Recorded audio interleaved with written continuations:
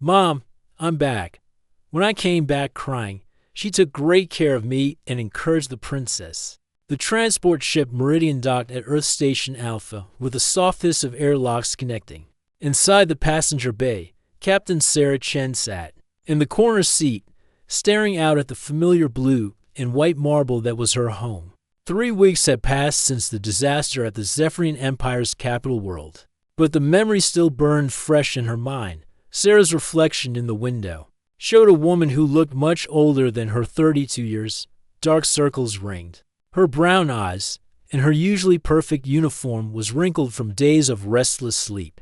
Her black hair, normally tied in a neat bun, hung loose around her shoulders. She looked like someone who had been through war and lost.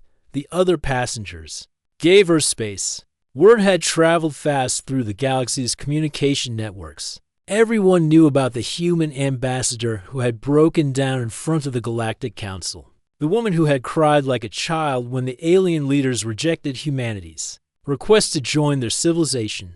Attention passengers, the ship's AI announced in its calm, mechanical voice, "We have completed docking procedures. Welcome to Earth Station Alpha." Sarah gathered her small bag and joined the line of passengers leaving the ship. Each step felt heavy, like walking through thick mud. She had practiced what she would say to the media, to her superiors, to anyone who would ask about her failure. But the words felt empty in her mouth. The station's main quarter buzzed with activity. Merchants from Mars, scientists from the Jupiter colonies, and tourists from across the solar system filled the walkways. Sarah kept her head down, hoping no one would recognize her. The last thing she needed was more attention. "Sarah," the voice cut through the crowd like a warm blade. Sarah looked up to see Dr. Elena Martinez pushing through the mass of people. Elena was a small woman in her 50s with gray-streaked hair and kind eyes behind wire-rimmed glasses. She wore her usual white lab coat over simple clothes, and her face showed the same mixture of concern and love that Sarah remembered from childhood. "Mom." Sarah whispered, the word barely escaping her lips. Elena reached her in seconds, pulling Sarah into a tight embrace. "I'm here, sweetheart. I'm here." Sarah felt the tears coming again, just like they had in the council chamber on Zephyria Prime. She tried to hold them back, but Elena's gentle touch broke down the walls she had built around her emotions. "I messed up, Mom," Sarah said, her voice shaking. "I messed up so badly," Elena said, stroking Sarah's hair. "We'll talk about it later. Right now, you need rest and food. When did you last eat a proper meal?" Sarah couldn't remember. The past 3 weeks had been a blur of travel, hiding, and trying to forget. Elena took her bag and guided her through the station's corridors toward the residential section. They walked in comfortable silence, Elena's presence an anchor in the storm of Sarah's thoughts. Other people in the corridors glanced at them, some with recognition, others with curiosity. But Elena's steady hand on Sarah's shoulder kept her moving forward. Elena's apartment was exactly as Sarah remembered it. Books lined the walls, plants grew in every corner, and the smell of tea and old paper filled the air. This had been Sarah's home for 15 years, after her parents died in the Mars colony disaster. Elena had been her psychology professor at the academy, but when Sarah had nowhere else to go, Elena had opened her home and her heart. "Sit," Elena said, pointing to the familiar old couch. "I'll make tea." Sarah sank into the soft cushions and closed her eyes. For the first time in weeks, she felt safe. The sounds of Elena moving around the kitchen, the gentle hum of the station's life support systems, the distant voices of neighbors. It all felt like a lullaby. Elena returned with 2 cups of chamomile tea, Sarah's favorite since childhood. She sat down beside Sarah, close enough to touch but giving her space to breathe. "Tell me what happened," Elena said softly. Sarah stared into her tea, watching the steam rise. "I thought I was ready. I studied their culture for 2 years. I learned their language, their customs, their history. I thought I understood them. But I didn't understand how they saw us." Sarah's voice grew bitter. "To them, we're not a civilization. We're animals, emotional, unstable animals who can't control our feelings." Elena nodded, saying nothing. She had always been a good listener. letting people find their own words. The council meeting was supposed to be formal. Sarah continued. I presented our achievements, our technology, our art. I showed them everything humanity had accomplished. I thought they would be impressed. Sarah set down her teacup with trembling hands instead. They laughed, not openly, but I could see it in their faces. The way they looked at each other when I talked about human creativity. The way they whispered. When I mentioned our emotional intelligence, what did they say? Ambassador Zeekter of the Crystalline Collective called us interesting pets. Said we might be useful for manual labor or entertainment, but not for serious galactic politics. The others agreed. Elena's jaw tightened, but she kept her voice calm. That must have been very hurtful. I tried to stay professional. I tried to argue logically. But when Ambassador Thrill of the Void Walkers said that creatures who cry are too weak to survive in space, Sarah's voice broke. You cried. I cried in front of the entire Galactic Council. Representatives from 47 different worlds. Watch me break down like a child. It's all over the galactic news networks. They're calling me the crying princess. Some comedy shows are using it as a running joke. Eleanor reached over and took Sarah's hand. You cried because you care about humanity, because you wanted so badly to help our people find their place in the galaxy. That's not weakness. Sarah, that's strength. It doesn't feel like strength. It feels like I let down every human who ever lived. I had one chance to prove we belong among the stars, and I failed. Did you fail? Or did they fail to see what you were really showing them? Sarah looked at her adoptive mother. Confused. What do you mean? Elena smiled, the same gentle smile that had comforted Sarah through countless childhood problems. You showed them exactly what makes humans special. You showed them that we care deeply, that we feel things that matter. Maybe they couldn't understand that gift, but it doesn't make it less valuable. Sarah felt fresh tears coming, but this time they felt different. Not tears of shame, but something else. Something that felt like hope beginning to stir in a place she thought had gone cold. I don't know how to come back from this, Mom. You don't have to come back from it, Elena said. You just have to decide what to do next. And whatever you decide, you won't be doing it alone. Outside the apartment window, the stars stretched into infinity. Somewhere out there, 47. Alien civilizations thought they knew what humanity was worth. But in this small room, with her mother's love surrounding her like armor, Sarah began to think they might be wrong. She was still the woman who had cried in front of the Galactic Council. But maybe, just maybe, that woman had something to teach the galaxy about what it meant to be truly alive. Sarah woke up the next morning to the smell of pancakes and coffee. For a moment, she forgot where she was. The soft bed, the familiar sounds of Elena moving around the kitchen, the gentle hum of the station's air recyclers. It all felt like stepping back in time to when she was 17 and preparing for her academy entrance exams. Good morning, sleepyhead, Elena called from the kitchen. Breakfast is almost ready. Sarah stretched and looked at the clock. It was past 10 in the morning. She couldn't remember the last time she had slept so long or so peacefully. The weight of exhaustion that had pressed down on her for weeks felt lighter. She found Elena at the stove, flipping pancakes with practiced ease. The older woman wore her favorite blue robe and had her hair pulled back in a messy bun. It was the same look Sarah remembered from countless childhood mornings. You didn't have to cook for me, Sarah said, sitting at the small table. I wanted to, Eleanor replied, placing a plate of golden pancakes in front of her. Besides, you're too thin. When did you last eat a home-cooked meal? Sarah realized she couldn't remember. The past months had been filled with quick meals between meetings, diplomatic dinners with alien food she could barely stomach, and stress-induced loss of appetite. She took a bite of pancake and nearly cried again, but this time from comfort rather than pain. These taste exactly like you used to make, Sarah said. Same recipe. Some things don't need to change. Elena sat down across from her with her own plate and a cup of coffee. How are you feeling this morning? Better. Still embarrassed, but better. Sarah paused, looking at her mother.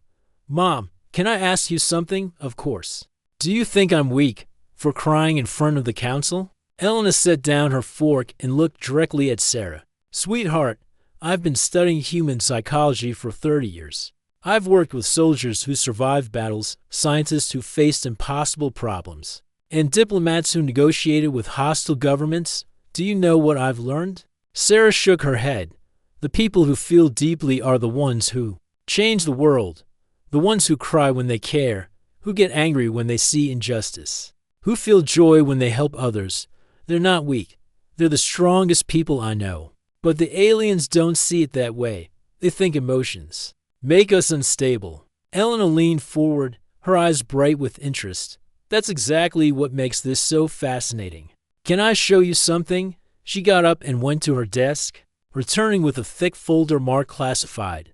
Sarah raised an eyebrow. I still do consulting work for the Colonial Defense Force, Elena explained. Psychological profiles of different species. What I'm about to show you is officially secret, but I think you need to see it. Elena opened the folder and pulled out several reports. These are studies we've done on the major galactic civilizations, the Zephyrians, the Crystalline Collective, the Void Walkers, all the species that rejected humanity yesterday. Sarah looked at the papers, seeing charts, graphs, and detailed analyses. What am I looking at? Evidence that they're not as advanced as they think they are. Elena pointed to a graph showing declining innovation rates. Look at this. The Zephyrian Empire hasn't produced a major technological breakthrough in over 100 years. Their art forms haven't evolved in centuries. Their social structures are exactly the same as they were 1,000 years ago. Sarah studied the data. They're stagnating. Exactly. And it's not just them. Every major galactic civilization is facing the same problem. They've reached a point where pure logic can't take them any further. They need something they don't have. What's that? Elena smiled. They need to feel things. They need to care about something beyond efficiency and logic. They need what we call emotional intelligence. Sarah felt a spark of interest for the first time in weeks. Tell me more. Elena pulled out another report. This is a study of human problem-solving compared to other species. When faced with technical challenges, we're about average. But when faced with social problems, creative challenges, or situations requiring empathy, we're off the charts. I don't understand. If we're so good at this, why did they reject us? Because they don't understand what they're missing. Think about it. When did humans make their greatest leaps forward? After tragedies that made us feel deeply. After losses that made us cry. After injustices that made us angry. Our emotions don't make us weak. They make us grow. Sarah remembered her own journey to becoming a diplomat. It had started after her parents died in the Mars colony disaster. The grief had driven her to study interplanetary relations, to understand how different groups could work together to prevent such tragedies. But if emotions are so useful, why don't other species have them? Some do, but they've been trained out of them. Others evolved differently.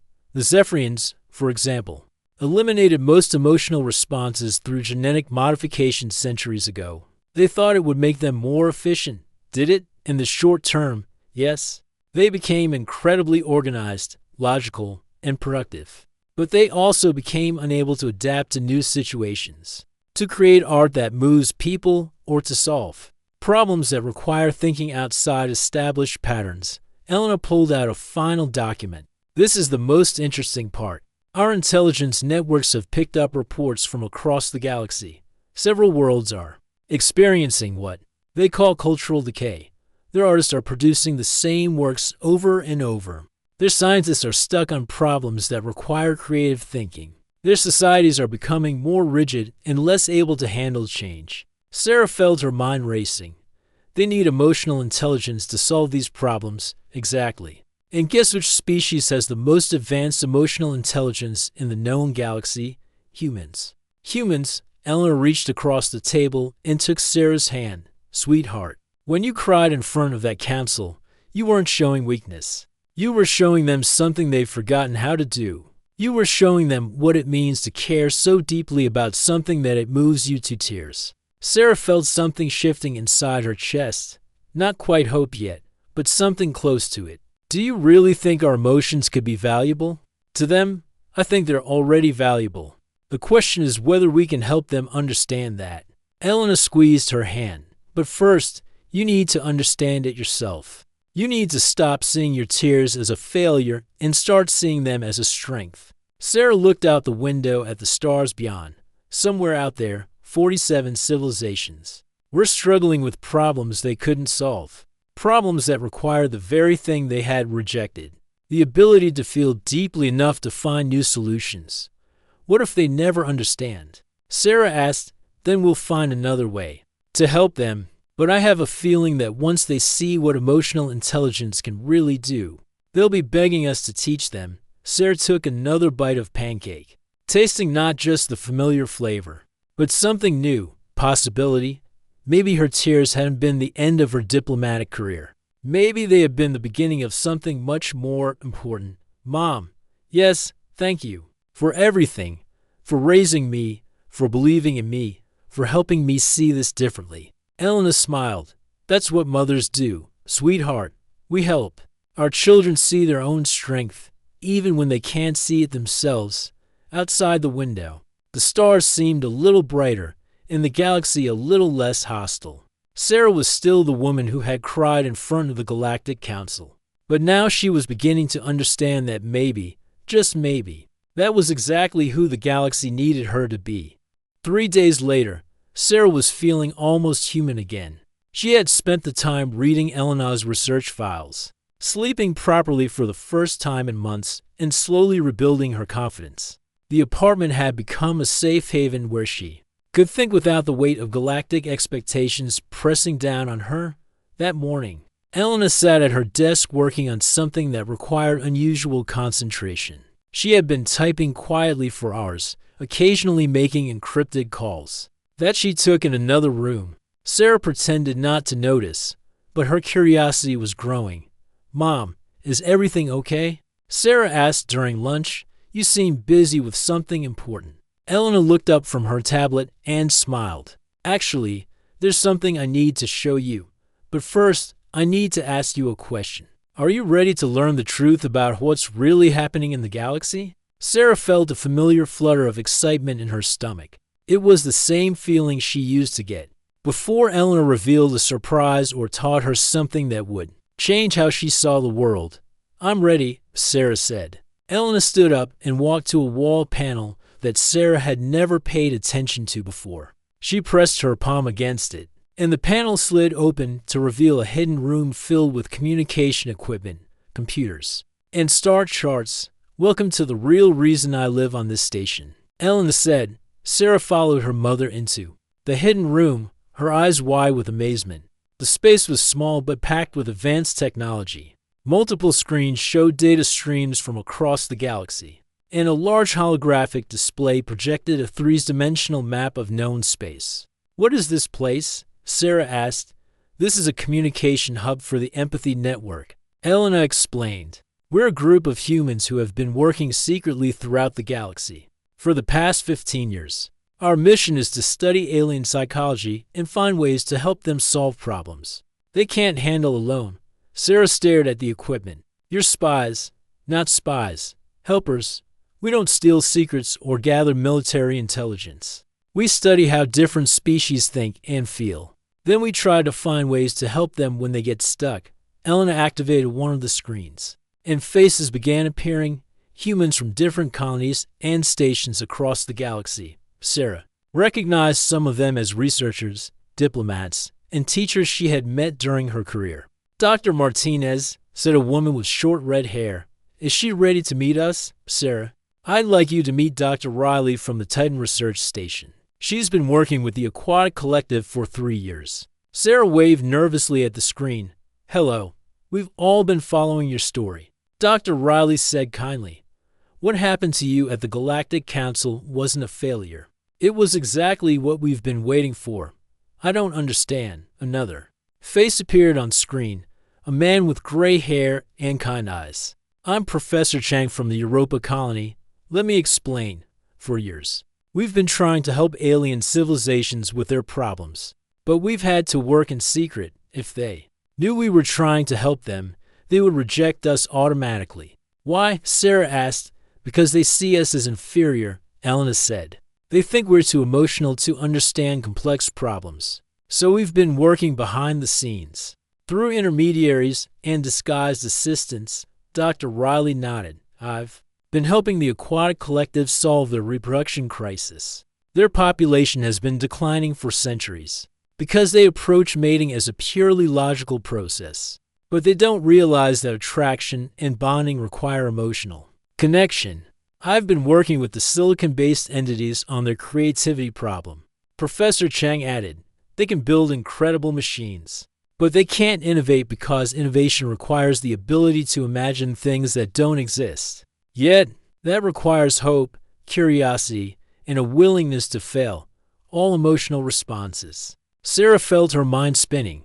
How many of you are there? 237 active members across 42 different worlds and stations. Elena said, we have artists working with alien cultures that have lost their creativity, psychologists helping species that are struggling with social problems, and engineers who solve technical challenges by thinking about how the solutions will make people feel, and it's working better than we hoped, Dr. Riley said. The aquatic collective's birth rate has increased by 15% since I started working with them. Professor Chang's silicon entities have developed their first new art form. In 300 years, similar success stories are happening across the galaxy. Sarah looked at the star map, seeing small lights blinking in various colors. What do the lights mean? Each light represents a success story, Elena explained. Green lights are ongoing projects. Blue lights are completed successes, and red lights are places where we're needed but haven't been able to help yet. Sarah noticed that there were far more red lights than green or blue ones. There are so many red lights. That's the problem, Professor Chang said. We're helping, but we can only work in secret and on small scales. We can't offer official assistance because the galactic civilizations won't accept help from emotional primitives. But what you did changed everything, Dr. Riley said, her voice excited.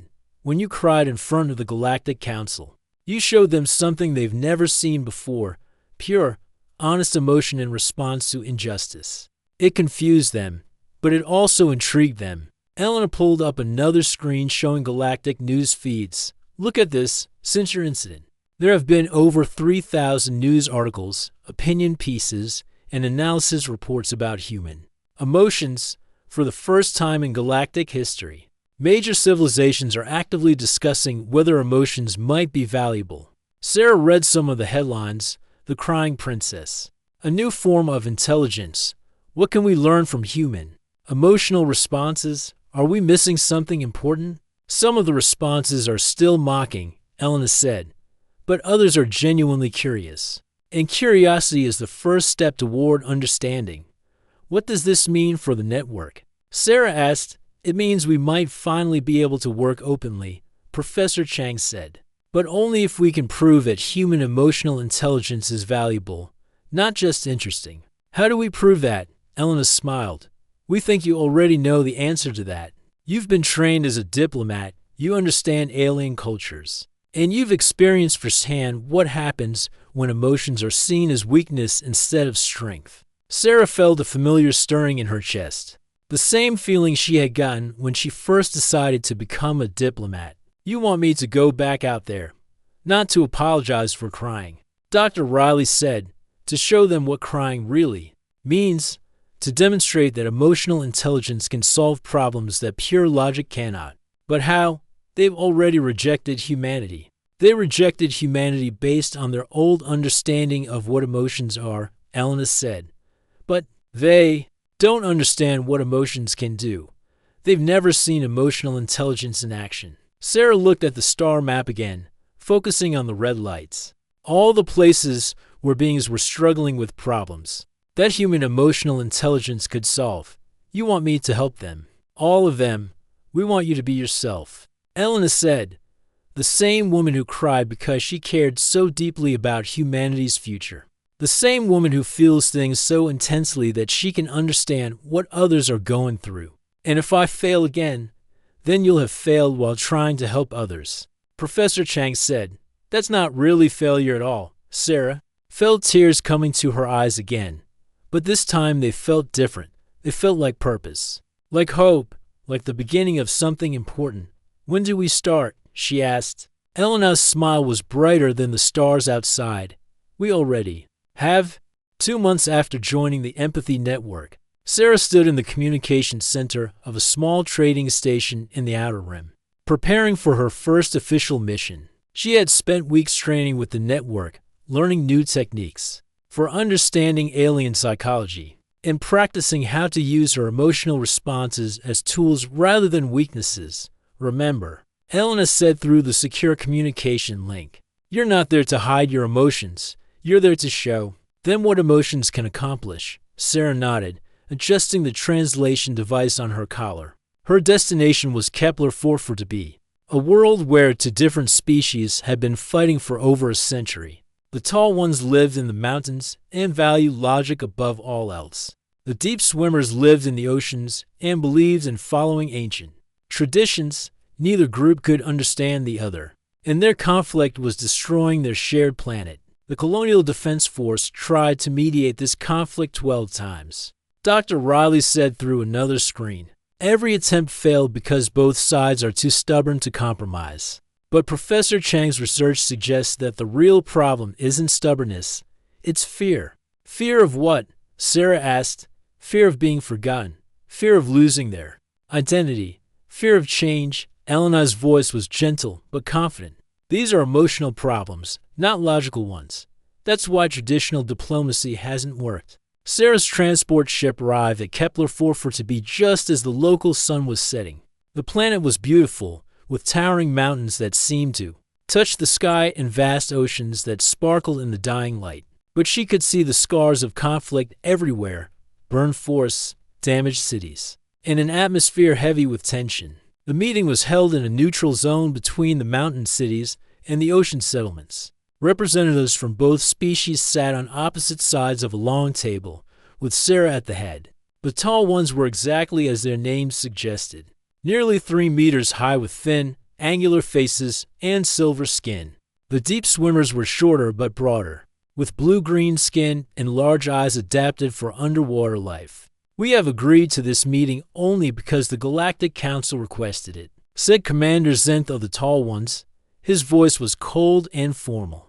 "But we do not expect useful results from a human mediator, especially one known for emotional outbursts," added Elder Coral of the Deep Swimmers. "The crying princess cannot understand the serious nature of our conflict." Sarah felt the familiar sting of shame, but this time she was ready for it. Instead of hiding her reaction, she let them see it.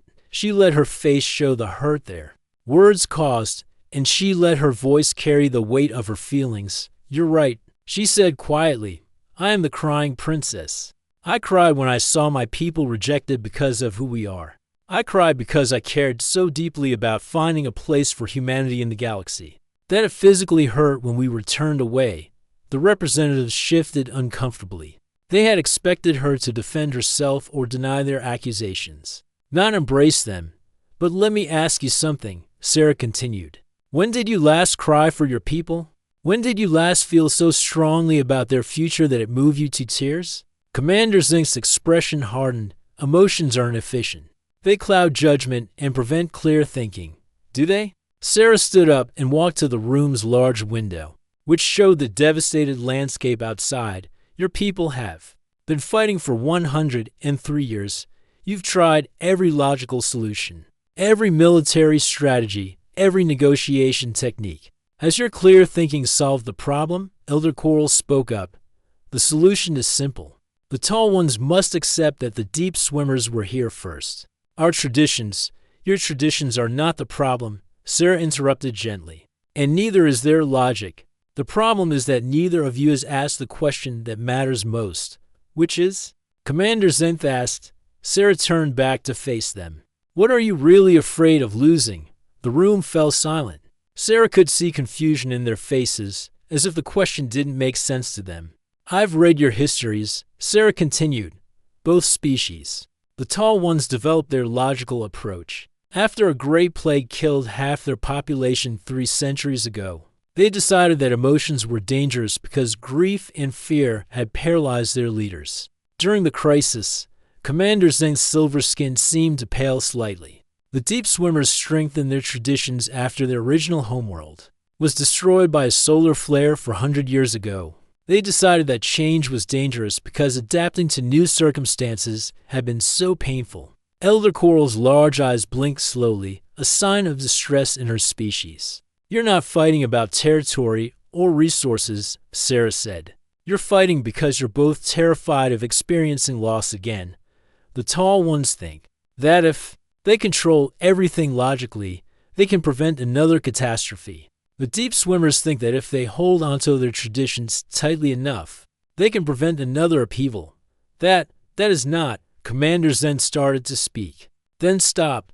"But what you've both forgotten," Sarah said, her voice growing stronger, "is that the very thing you're trying to prevent, loss, is exactly what you're creating. Your fear of losing your identity is causing you to destroy the world you both love." She walked back to the table and sat down. "I'm going to show you something that my people learned the hard way. Loss is not something you can prevent by being logical or by holding onto traditions. Loss is something you survive by caring for each other." Sarah opened her tablet and showed them images from human history, cities destroyed by war, then rebuilt by people working together, families separated by disasters, then reunited by communities that refused to give up, cultures that had been nearly destroyed, then preserved by people who loved them enough to adapt them to new circumstances. Every one of these pictures shows humans crying, Sarah said, crying for what they lost, crying for what they found, crying because they cared so much that it hurt. And every one of these pictures shows humans healing, building, and growing stronger. She looked at Commander Zeng. "Your logic is valuable. It helps you solve problems and build amazing things. But without emotion, logic becomes cold and isolated." She turned to Elder Coral. "Your traditions are beautiful. They connect you to your history and give your life meaning. But without the ability to adapt and grow, traditions become chains that hold you back." "What are you suggesting?" Elder Coral asked. "I'm suggesting that you try something neither of you has done in centuries. I'm suggesting that you admit you're afraid, and then help each other face that fear together." For a long moment, no one spoke. Then Commander Zeng did something that shocked everyone in the room. He reached across the table and placed his hand on Elder Coral's arm. I'm afraid," he said quietly. "I'm afraid that if we change, we will lose what makes us who we are." Elder Coral looked at his hand on her arm, then covered it with her own. "I'm afraid too. I'm afraid that if we stay the same, we will lose everything we are trying to protect." Sarah felt tears coming to her eyes again, but this time she didn't fight them. She let them fall, and she let both representatives see them. "That's how healing begins," she said.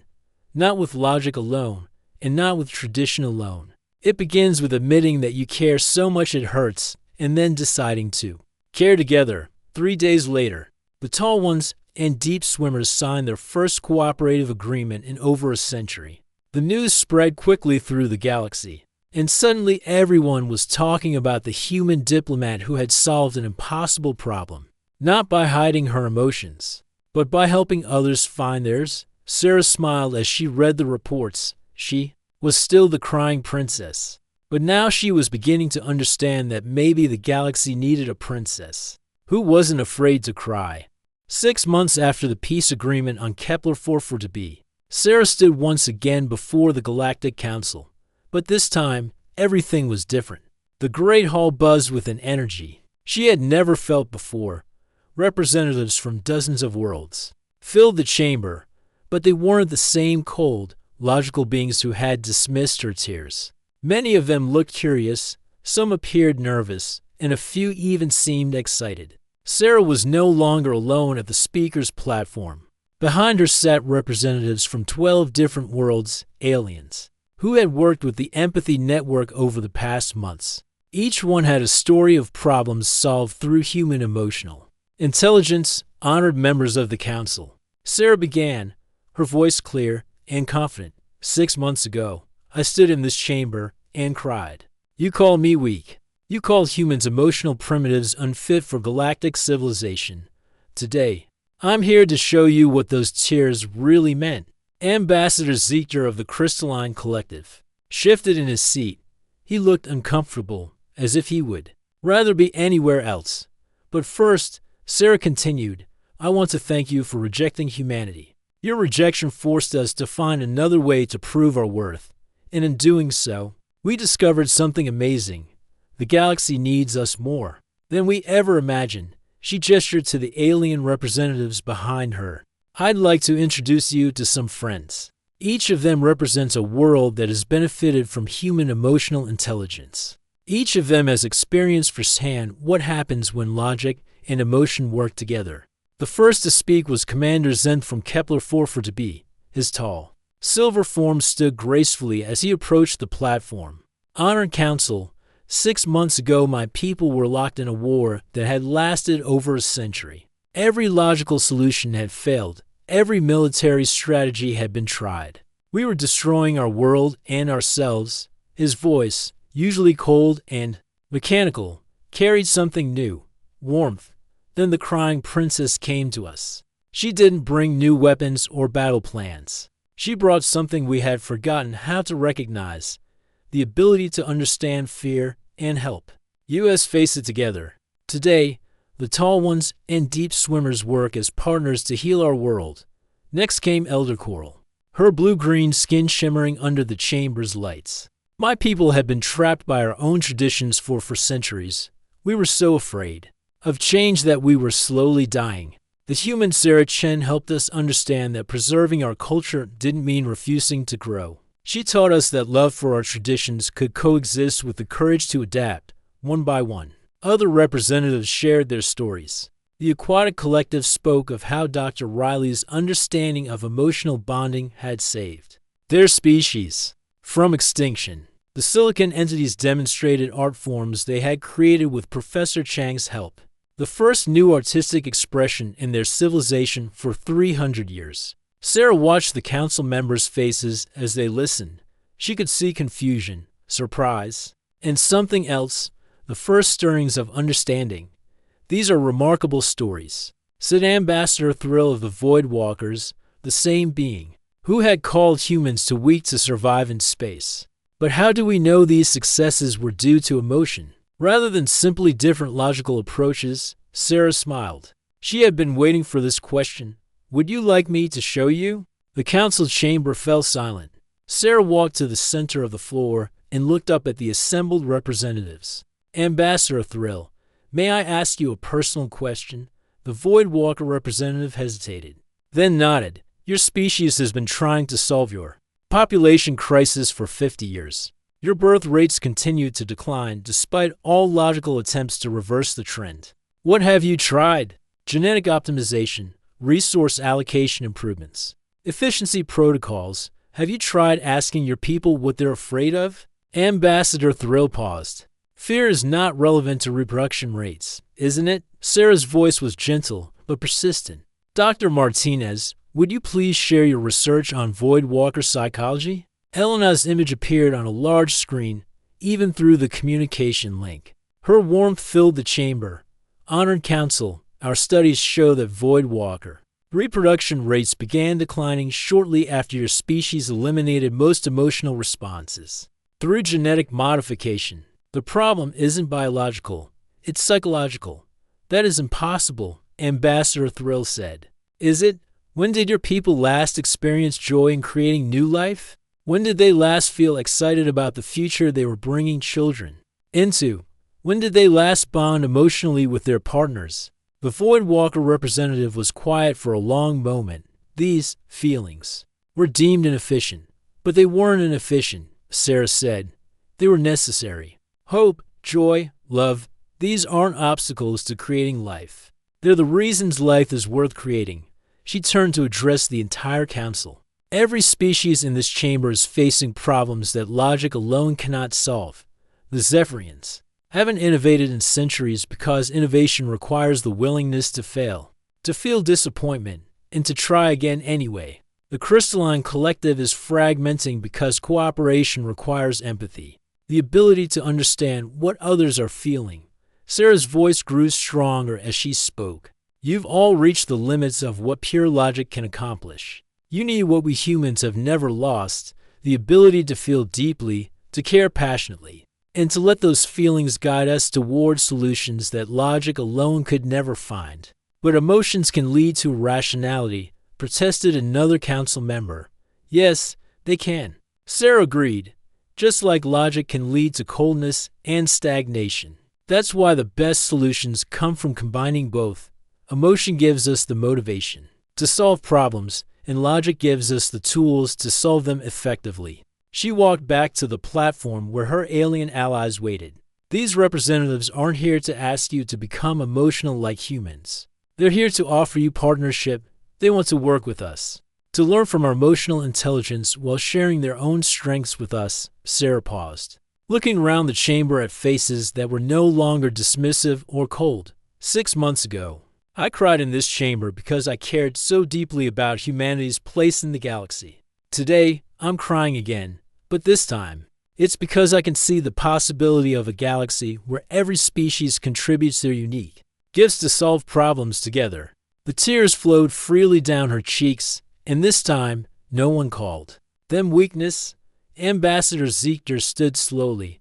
The Crystalline Collective would like to formally request human assistance with our social cohesion problems. The Void Walkers would also like to explore this emotional intelligence. Ambassador Thrill added quietly.